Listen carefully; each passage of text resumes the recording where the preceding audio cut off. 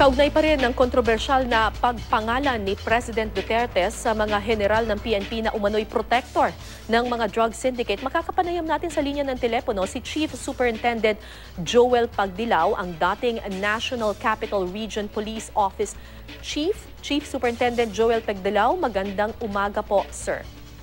Yes, Ma'am Cara, magandang umaga din po sa inyo. Okay, sir. Isa po kayo doon sa mga pinangalanan po ni Pangulong Duterte na sangkot umano sa illegal na droga. Bago po niya sinabi ang inyong pangalan, kayo po ba ay may inkling na or may pakiwari noon na masasama po kayo sa listahang ito, sir? Bali, wala akong inclination na mabanggit po yung pangalan ko. At hindi po ako nakapanood kahapon.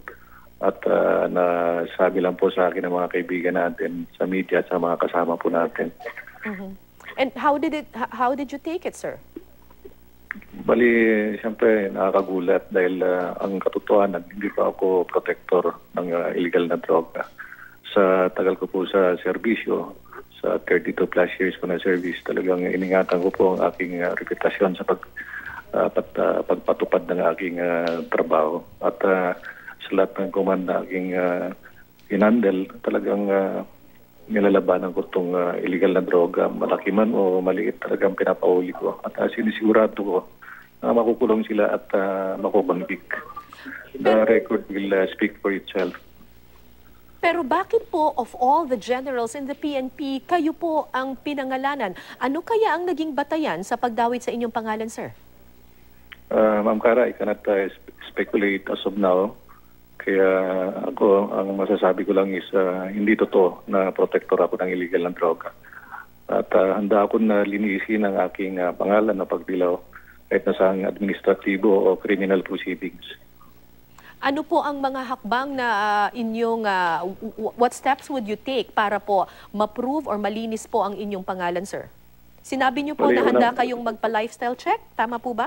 Yes, tama po yun. Any check na gagawin po nila, open po ang aking personal at official na buhay bilang military and police officer. Okay, so kumpiyansa po kayo na kayo po ay namumuhay ayon sa natatanggap ninyong sweldo bilang isang general ng PNP at walang ibang source of income ang inyong pamilya? Yes, ma'am. Merong source of income ang aking asawa. At 1989 at 1995, meron po siyang korporasyon sa security agency. And that's it? Wala na pong iba? Yes, ma'am. Okay. Sinabi niyo po na ang serbisyo ninyo sa PNP ay kayo po ang nanghuhuli. Sabi niyo po, kayo po ang nanghuhuli at nagpapakulong ng mga sangkot sa droga. Naniniwala po ba kayo dun sa sinasabi ni Pangulong Duterte na meron pong mga pulis nga na talagang involved at protector ng mga drug syndicates? Yes, ma'am. At naranasan ko po yan dahil meron na rin po tayong nahuli ng mga pulis na involved dito. Sa record po yan. At handa po ba kayong pangalanan kung sino itong mga protector ng mga drug syndicates na pulis din po, katulad ninyo? Alam niyo naman na lahat yan nakalagay sa mga intelligence files. At yun sinasubmit sa taas. Lahat ng mga binabalidate ito sa ground bago sinasubmit. So yung mga listahin na yan, nakasama sa mga binigay natin, nandiyan na rin sa intelligence unit ng ating PNP. So kung kunyari nga po tanungin kayo, handa po kayong pangalanan po itong mga taong ito, sir? Officially, nandoon naman yung mga nagbabalidate at nagbibigay ng impormasyon tungkol diyan. Meron pa po. Kasi may mga tanggapan na gumagawa ng mga listahan at binavalidate. Ito yung intelligence unit ng, for example, sa region, sa baba, sa mga station, binavalidate nila kung sino yung mga involved. At ito yung pinapasa at binavalidate. Mayroon mga quarterly validation or monthly validation. Tinitingnan kung involved talaga ito mga pulis na to. Kayo po bang... At kung may mga ebidensya, ito'y ginagawa ng paraan para ma-operate sila at mahuli at makulong. Kayo po ba mismo ay may naipakulong na or nahuli na na mga talagang mga malalaking drug lords or protector ng drug syndicate, sir? Yes, sa record natin nung tayo ay hepe ng Lawag City, nung hepe tayo ng QCPD at saka nitong NCRPO. At lagi ko naman bilin sa ating mga operatives, may mga kanya-kanyang commanders yan. yung mga station commanders at mga chief of police, yung mga anti-illegal drugs unit, ulihin hindi lamang yung mga street level pushing but yung mga high level targets. At lagi kong sinasabi sa kanila na sumunod lagi sa pagpatupad ng batas at huwag magiging protector ng mga illegal na droga. At yan, naka-record naman lahat yan. Sinabi niyo po kahapon, sir, na kayo po ay makikipagpulong ngayong araw sa bagong talagang Chief PNP, sir. Ano po ang sasabihin ninyo sa kanya? Yes, papunta na ako sa Campo Crame at ako mag-report sa ating Chief PNP kay Police Director General De La Rosa. Okay.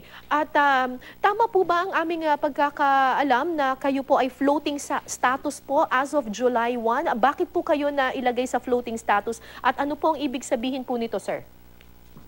Bali, nung nag-assume ako sa Regional Director ng NCRPO noong July 29, 2015, yung nga mayroong payag na napapalitan lahat ng mga Regional Directors. So lahat naman na napalitan. At ako isa sa mga napalitan doon kaya nandito ako ngayon sa tanggapan at tinalaga sa office ni Chief PNP ang aking bagong assignment ngayon.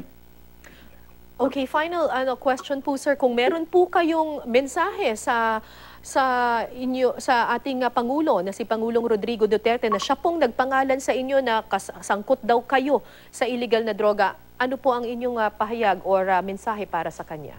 Yes, Ma'am Karang, masasabi ko lang walang katotohanan na ako'y protector ng illegal na droga. Ako'y lumaban para masugpo itong illegal na droga nung uhuli tayo ng mga drug pushers, malaki at maliit. At na rin ako mamatay dito nung ako pa'y tenyente sa paglaban sa illegal na droga. Maraming salamat po sa inyong oras, Police Director Joel Pagdilaw.